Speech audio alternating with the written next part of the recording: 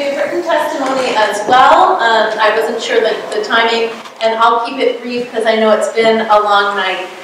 So I'm here on behalf of the Rhode Island Interfaith Coalition to Reduce Poverty. My name is Emily Jones. I staff the coalition, and I'm here to echo much of what has been said. Our organization's strong opposition to House Bill 5093, as well as our support for House Bill 5515.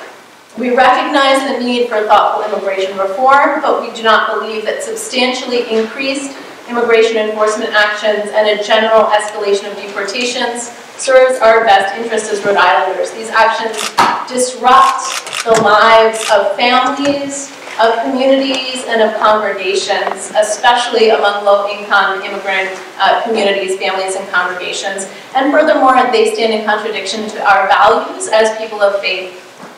I won't repeat what many people have said, just to echo that requiring state and local police authorities to serve as de facto extension of federal immigration officers puts an undue additional strain both in terms of resources and in terms of relationships. In addition to that point, which I think has been made well, so I won't belabor it, there's also a moral teaching that I want to emphasize. So the moral teachings of our faith traditions are consistent and clear on this question.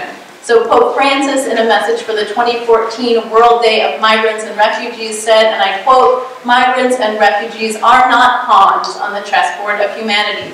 They are children, women, and men who leave or are forced to leave their homes for various reasons, who share a legitimate desire for knowing and having, but above all, for being more." Pope Francis's words just a few years ago echo a long and very clear tradition that crosses faith lines. Indeed, the words repeat throughout the Hebrew scriptures, "You shall love the stranger, for you were strangers in the land of Egypt." And this theme continues in the Sermon on the Mount, familiar to many of us. "I was a stranger, and you welcomed me." The teachings of Islam express something similar. Those who were already firmly established in their homes and firmly rooted in faith show love for those who migrated to them. And I could go on and on, but I know that the evening is late, so I just want to note that speaking before the U.S. Congress in 2015, Pope Francis lifted up the best of the American tradition, and this is what he said. He said, "We, the people of this continent, are not fearful of foreigners because most of us were once foreigners.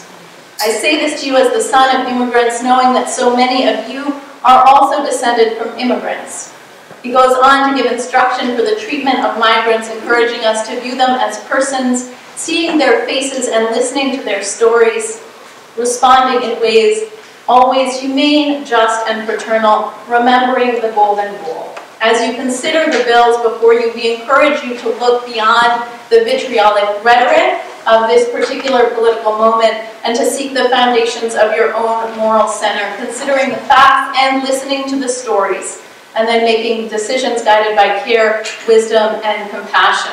So we urge you to reject House Bill 5093, and even more to consider taking proactive steps forward by passing 5515. Thank you so much for your time and for your dedicated public service. We appreciate that. Thank you, Emily. Any questions? Thank you.